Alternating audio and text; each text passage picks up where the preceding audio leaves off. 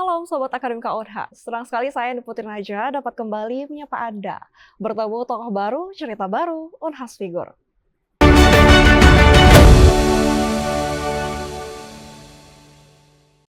Keberanian adalah apa yang diperlukan untuk berdiri dan berbicara. Keberanian juga diperlukan untuk duduk dan mendengarkan. Tentunya pada hari ini kita harus sama-sama mendengarkan cerita inspirasi dari sosok yang luar biasa.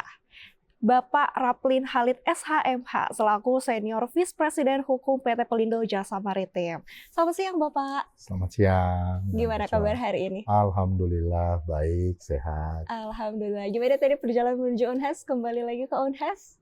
Jadi perjalanan ke Unhas itu membangkitkan memori ya 20 tahun lalu ya.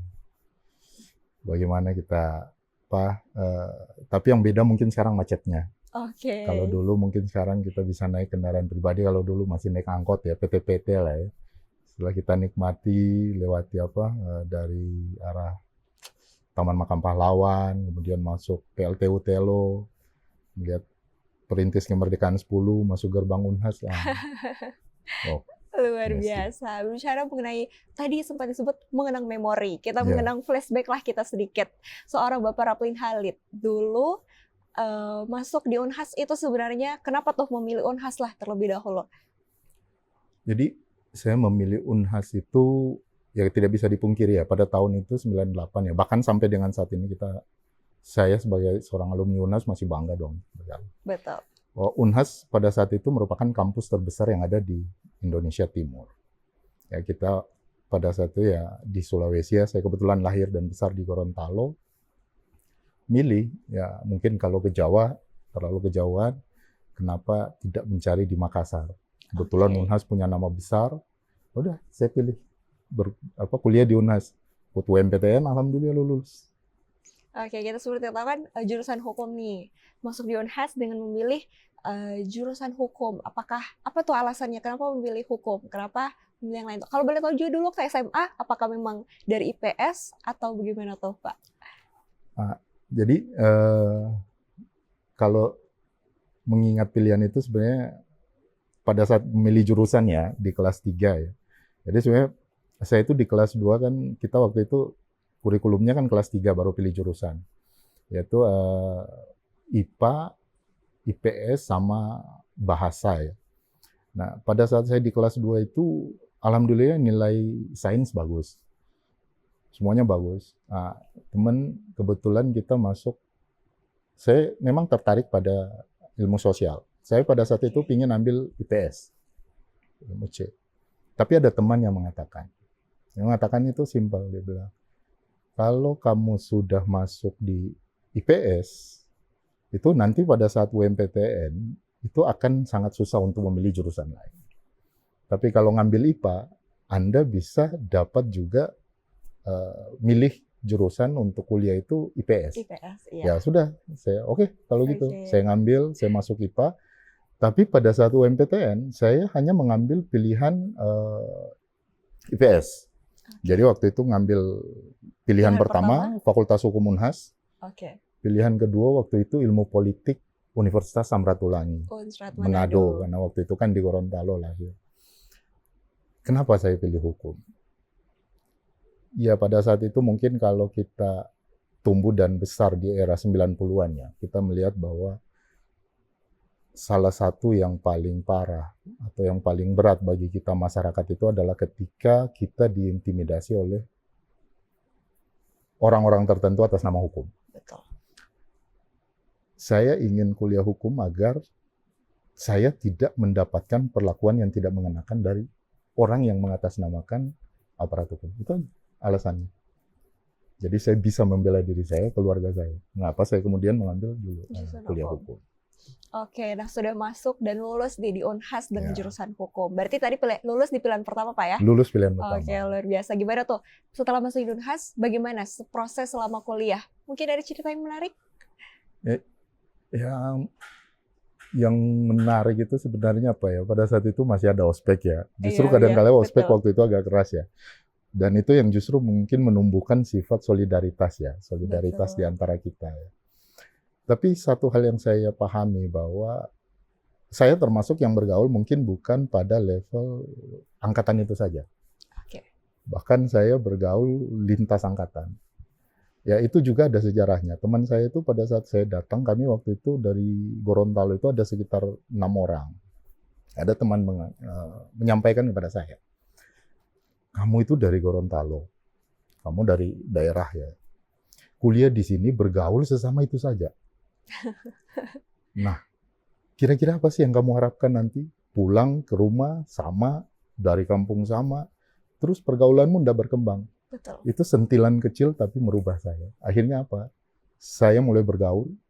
Saking bergaulnya, kadang-kala pulang ke kosan itu malah di hari Sabtu. Karena Senin sampai Jumatnya malah Di bergaul. Di bergaul. kampus, di kos-kosan teman. Ya, buka jaringan lah, kira-kira seperti itu. Dan itu yang masa-masa paling indah lah pada saat kita kuliah.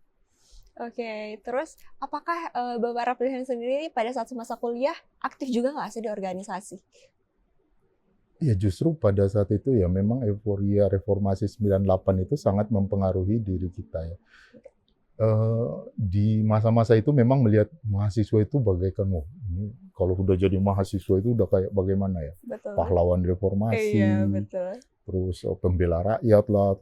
Jadi apa ya, ketika pintu-pintu untuk menyampaikan aspirasi itu tertutup, maka mahasiswa lah yang akan turun. Nah, kita bangga menjadi mahasiswa. Alhamdulillah pada saat itu saya sempat aktif di organisasi kampus ya, di Fakultas Hukum, sempat di Majelis Perwakilan Mahasiswa, sempat menjadi ketua satu juga di Badan Eksekutif Mahasiswa, aktif di beberapa UKM ya. Alhamdulillah. Itu yang justru bisa dijadikan malah memberi bekal untuk bergaul di masa yang akan datang. Oke, berarti bisa ditangkap. Berarti untuk sobat akademika Unhas juga mungkin yang masih sekarang masih mahasiswa di Unhas sendiri. Jadi kalau aktif di organisasi itu penting untuk kedepannya Pak ya? Atau gimana kalau menurut Bapak sendiri? Bukan lagi penting ya. Malah sangat penting. Bahkan bisa dibilang hukumnya itu wajib lah. Kita belajar itu bukan hanya menimba ilmu, tapi bagaimana kita berkomunikasi, membangun jaringan, berinteraksi dengan sesama teman, melatih kemampuan kita, yang justru itu yang akan kita butuhkan di dunia kerja. Kalau ilmu pengetahuan ya kita bisa dapat di kelas, tapi bagaimana bergaul, berinteraksi, berkomunikasi, itu kita bisa dapatkan dengan aktif di lembaga kemahasiswaan atau organisasi. Oke, kalau tadi kan cerita menarik nih. Kalau cerita yang mengesankan selama kuliah di Unhas, apa tuh Pak? Waduh, saking banyaknya ya. Boleh deh ceritain semua deh. Ya pada saat itu mungkin itu aja ya. Pada saat mahasiswa baru diajak demo, duduki Bandara Hasanuddin. Jadi itu adalah demo pertama di Indonesia sampai menutup bandara. Itu dilakukan oleh keluarga besar mahasiswa Universitas Hasanuddin. Jadi kita nggak tahu, dibawa bertrek-trek langsung ke Mandai. Waktu itu bandaranya masih di Mandai. Gimana tuh euforianya pas masih maba lagi? Semangat. Dan pada saat kena gas air mata baru dirasa, waduh, sakit juga ternyata, pedis juga. Tapi itu memberikan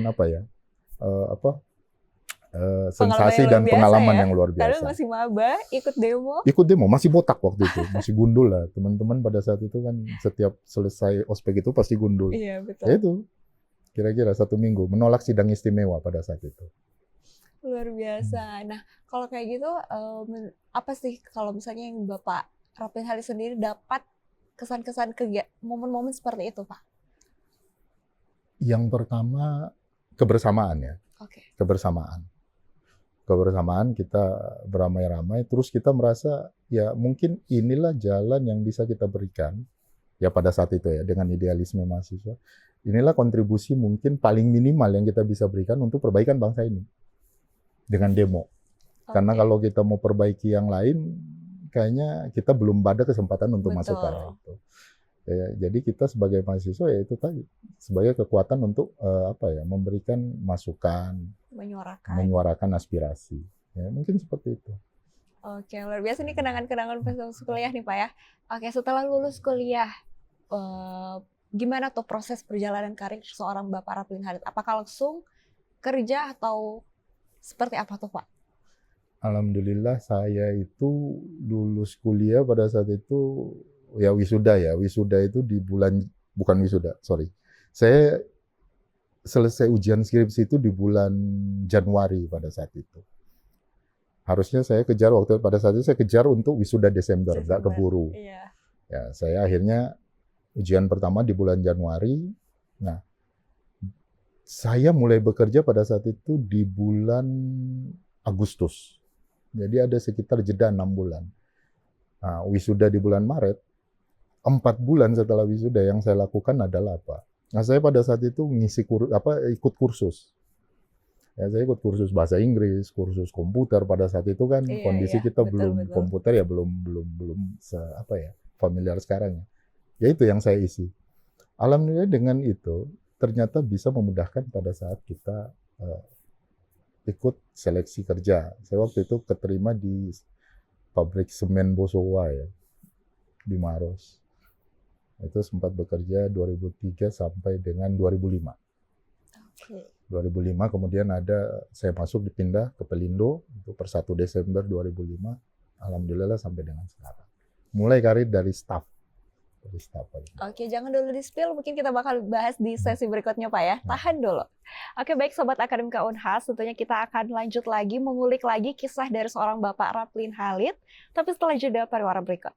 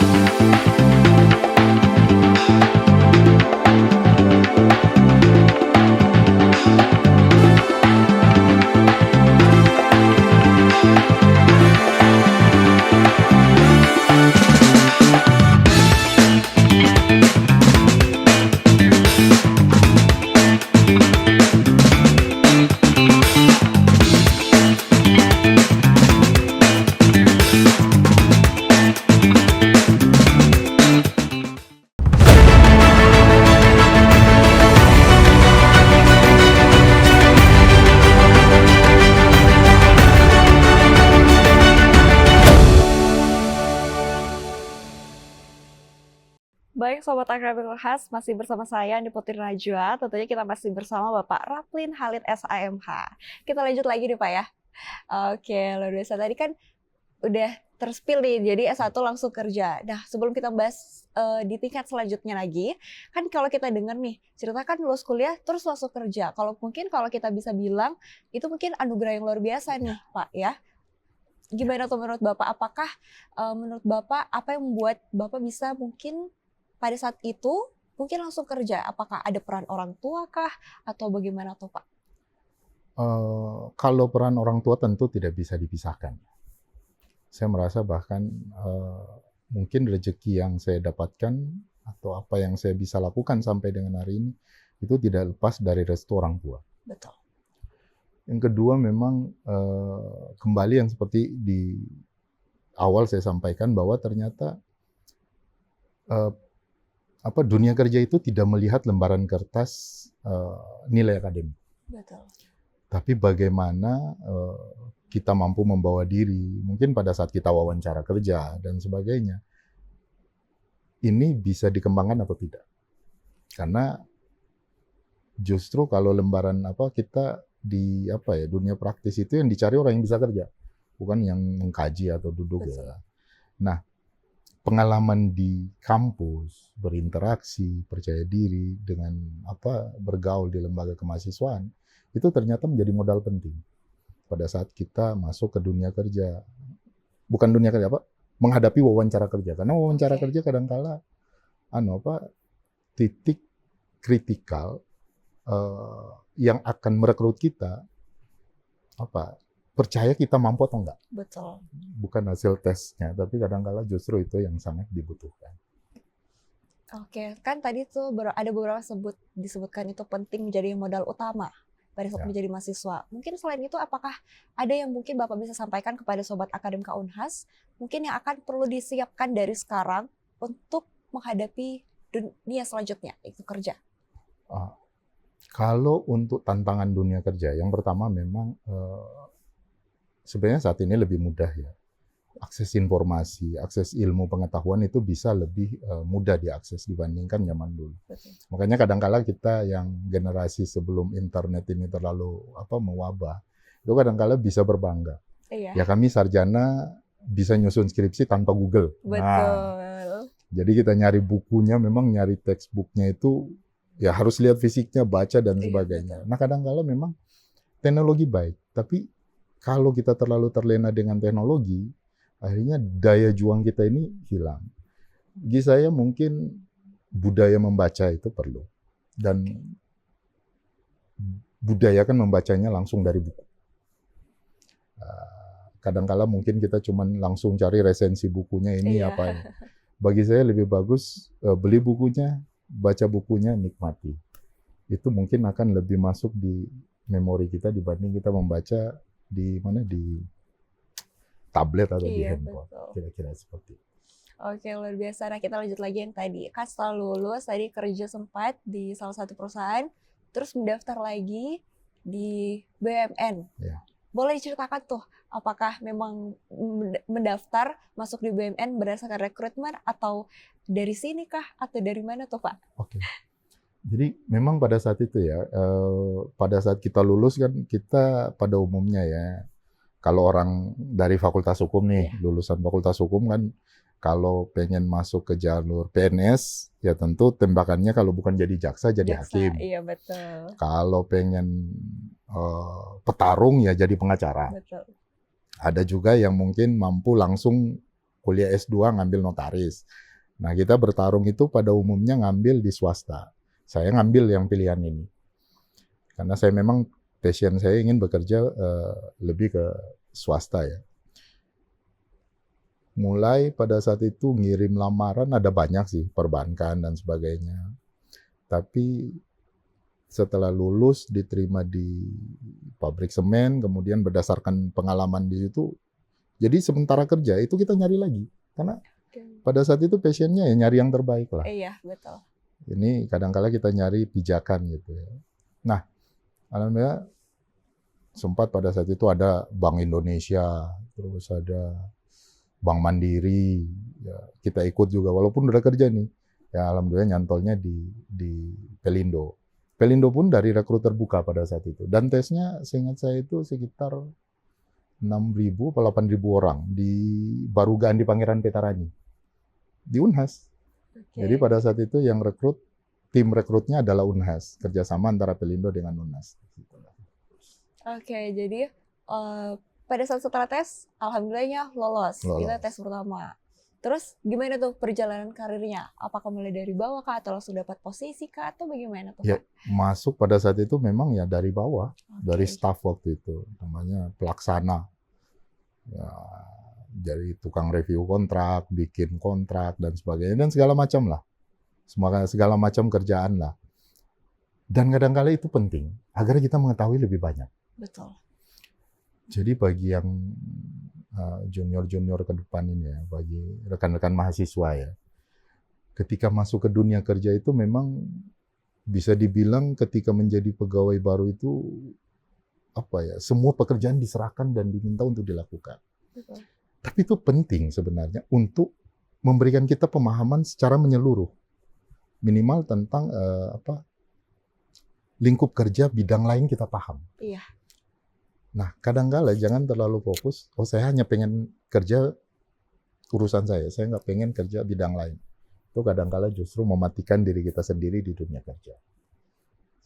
Berarti tidak ada salahnya kalau kita belajar di bidang lain ya, walaupun itu bukan bidang kita sendiri.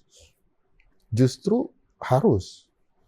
Ketika kita kerja di perusahaan atau di badan usaha ya, kita kan bekerja itu bidang ilmu kita menunjang kinerja organisasi itu. Betul. Nah, kinerja organisasi ini kan ditopang dari berbagai disiplin ilmu.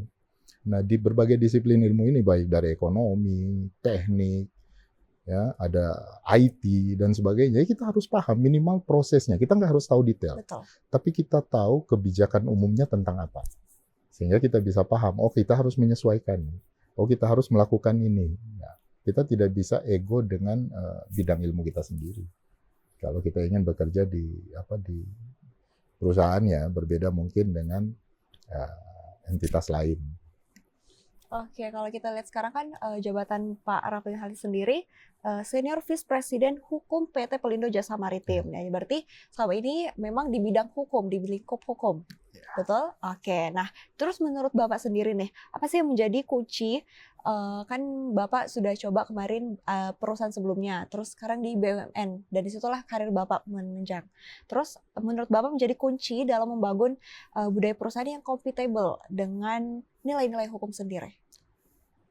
Jadi memang keuntungan kita bekerja di BUMN itu adalah kepatuhan terhadap prinsip-prinsip good corporate governance.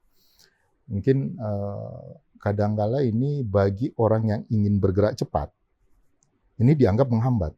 Betul. Karena iklim bisnis di luar BUMN itu kadangkala cara-cara yang negatif itu masih dilakukan. Tapi bagi BUMN itu hal yang tabu karena kita ada prinsip GCG.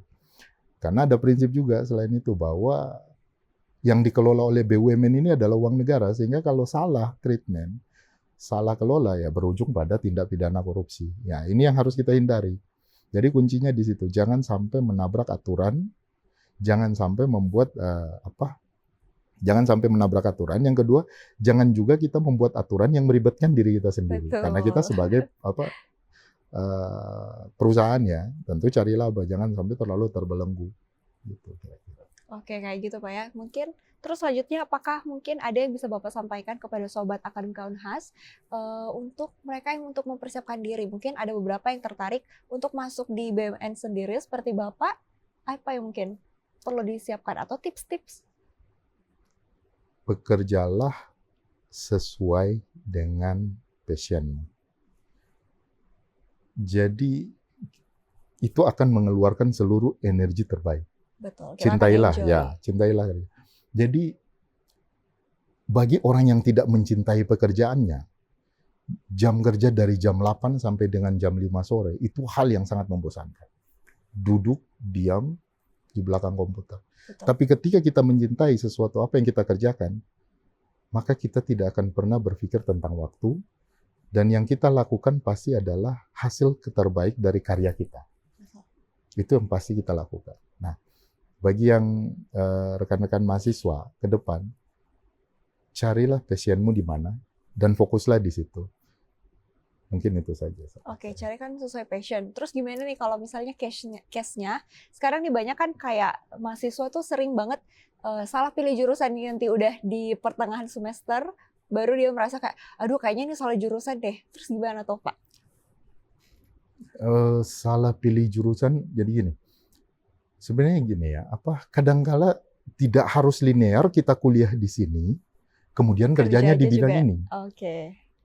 Justru itu, pendidikan, saya masih melihat bahwa ya pendidikan itu kadangkala yang kita butuhkan bukan ilmunya, tapi koneksinya. Oke, betul. Kita membangun networking di situ. Makanya ketika kuliah kita misalnya di Fakultas Hukum, ya jangan juga bergaulnya di Fakultas Hukum saja. Iya. Bergaullah ke fakultas lain.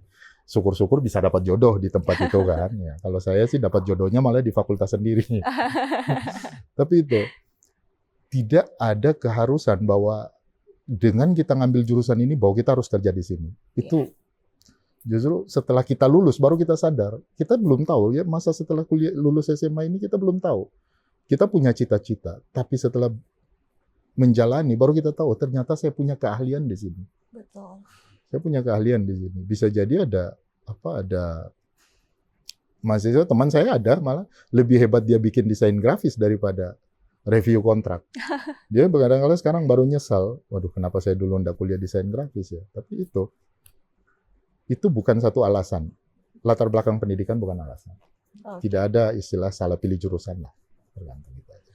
Oke, luar biasa kalau kita dengar nih sosok luar biasa sekali dari Bapak Raplin Khalid sendiri. Apakah kita nih penasaran, apakah seorang Bapak Raplin Khalid memiliki sosok salah satu tokoh yang menginspirasi atau mungkin menjadi panutan dari Bapak Raplin Khalid sendiri? Ya kalau saya panutan saya yang pertama ya, yang jelas orang tua saya. Oke. Orang tua saya. Terus kalau yang kedua, ya kalau untuk cenderung kita ngambil ya tokoh agama ya. Kalau saya jelas kalau orang Muslim ya pasti pilih mengatakan saya Rasul. Yang kedua, tapi saya sangat mengagumi sahabat Rasul. Itu Sayyidina Ali bin Abi Thalib. Itu saya sangat mengagumi beliau. Ya karena apa ya? Beliau terkenal sangat cerdas. Itu aja. Saya sangat mengagumi beliau. Oke, luar biasa. Yang pertama tadi kan disebutkan yaitu orang tua. Apakah mungkin ada satu pesan orang tua yang mungkin terlintas dan terbenak terus di Bapak Raplin Khalid sendiri hingga menjadi Bapak Raplin Khalid yang seperti sekarang? Jadi kenapa saya sangat mengagumi ayah saya itu, beliau mendidik saya menjadi sebagai mendidik. Ayah saya itu kan pelaut. Ayah saya itu pelaut. Jadi pulang itu setelah, jadi saya tidak bisa menikmati waktu itu tidak harus setiap hari. Kadang-kala berminggu-minggu kemudian baru ketemu. Nah, disitulah beliau mengajari saya sebagai. Tapi ada satu, kenapa saya sangat mengagumi beliau itu, dia mengajari saya itu tanpa saya sadari. Justru karena sering ditinggal, akhirnya secara tidak langsung mulai menyerahkan bahwa inilah peran laki-laki di rumah ketika tidak ada seorang ayah.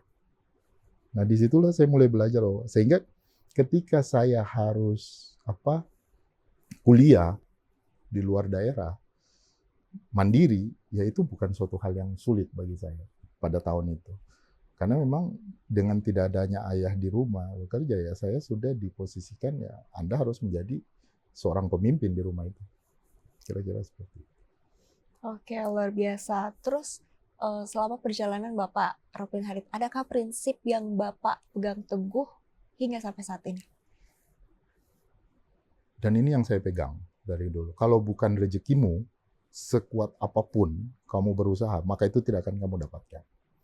Tapi kalau itu sudah menjadi garis takdirmu, bahkan kau tidak perlu berusaha untuk meraihnya, tapi Allah yang akan menuntun, Tuhan yang akan menuntun kita untuk menjemput takdir itu.